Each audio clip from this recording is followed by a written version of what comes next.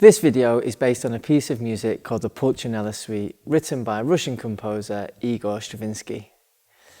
The Pulcinella Suite is a collection of 8 excerpts taken from Stravinsky's ballet of the same name.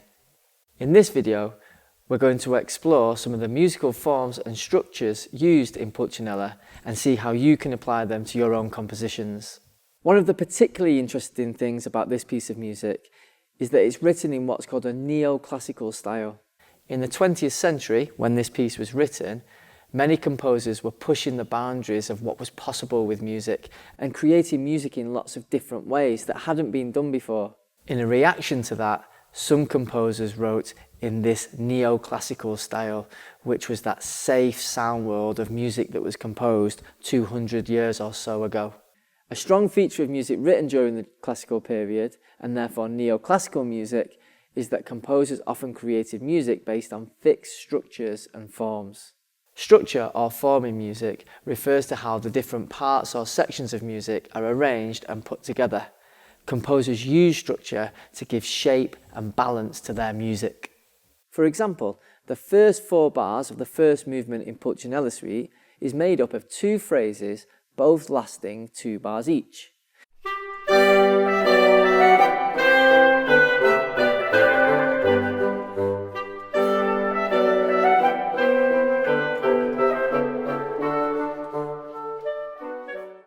To me, it's like you hear the music asking a question in the first 2 bars, which is then answered in the music in the following 2 bars.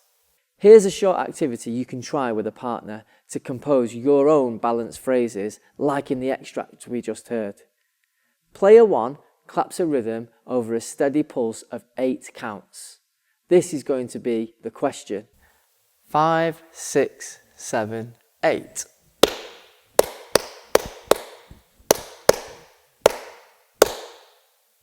Player 2 then composes the answer by clapping a different rhythm over the following 8 counts. For example, 5, 6, 7, 8.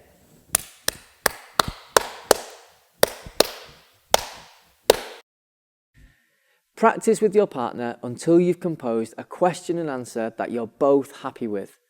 Remember, you're about to play this on an instrument, so don't make the rhythm unplayable.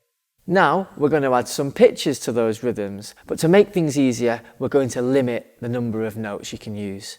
So you're only allowed to use notes from the C major pentatonic scale. That means pitches C, D, E, G and A. Experiment with applying the different pitches to your rhythms. Maybe have a think about the intonation of your own voice. Which notes sound best for player 1's question? And which notes sound best to sound like an answer? The structure of the first movement of Pulcinella Suite is written in what's called a rounded binary form. Bi means 2.